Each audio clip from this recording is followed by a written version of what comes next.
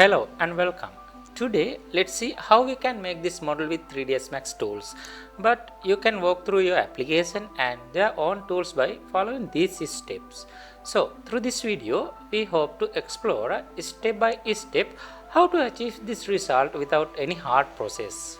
So guys, through this tutorial we will cover essential modeling techniques, ensuring that you have a comprehensive understanding of each stage. I believe by the end of this tutorial, you will be equipped with some skills needed to create impressive 3D model with confidence. Alright, let's see how to do that. Hello friends, now I'm gonna buy me a coffee. Would you like to support my work and help me continue creating 3D modeling tutorials? So now you can buy me a coffee and I really appreciate your donation. If you want to access my buy me a coffee page, check the description for the link and thanks for your help. At this time I use the torus as a starting object, but there are so many ways to get the basic shape. For instance, we can use the circle or cylinder with the bend modifier, or we can use a plane with a bend. No matter which method you use, the end result is the same. The only thing that will change is time. When we extrude and create this shape, we can make one aspect. On the other hand, don't move the vertices directly with the move tool, because we know each vertex is moved individually. That will give us a bad result and maybe our work process will be harder. Because of that, we can get that shape by activating the soft selection or using the FFD modifier. This time I use the FFD4 modifier, however, I will show you the soft selection method.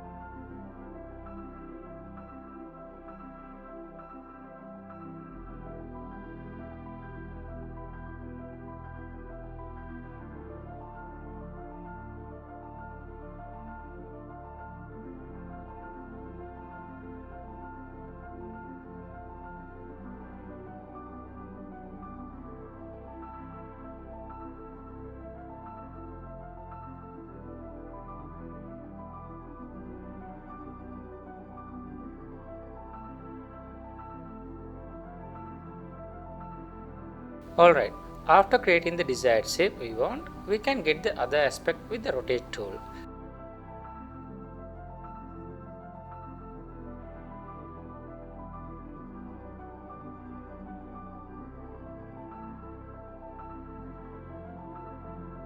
Next, before bridging the gap, I use the cylinder as a reference. Sometimes if you can't create some area, especially a curve shape like this, use the cylinder or any other primitive object as a reference.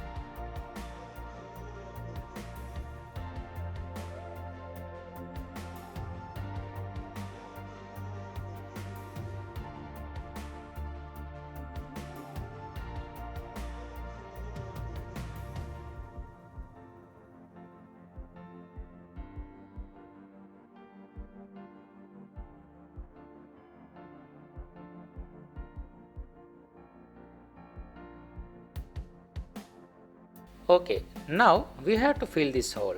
For that, we have to make faces. So you can follow my step, or if not, try to build another edge flow.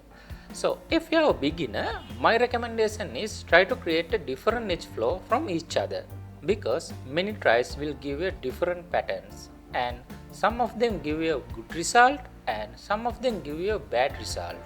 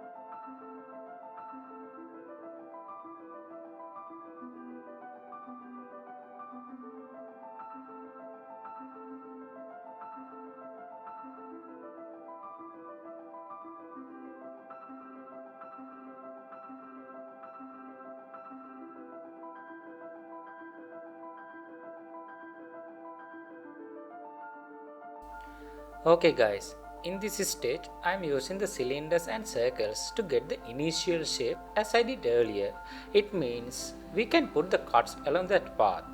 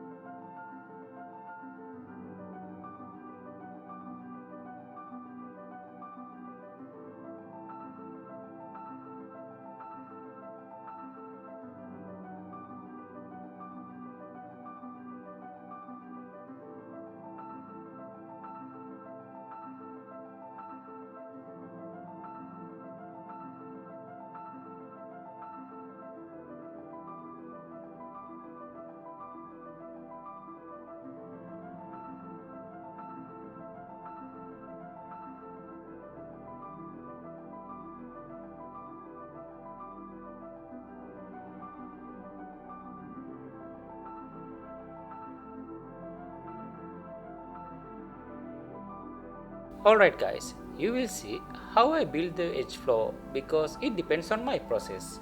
I mean, my whole mesh is kept as a single mesh. But if you are thinking of making the inside shape as a separate part, you can achieve completely different topology for that part.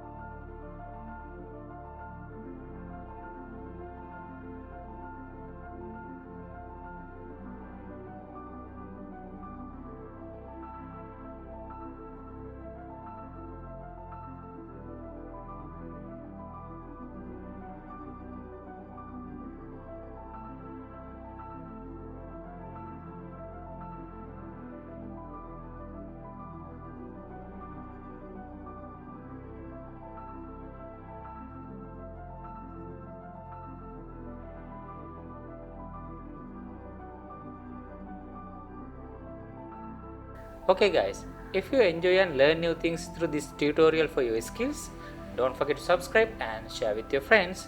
See you soon.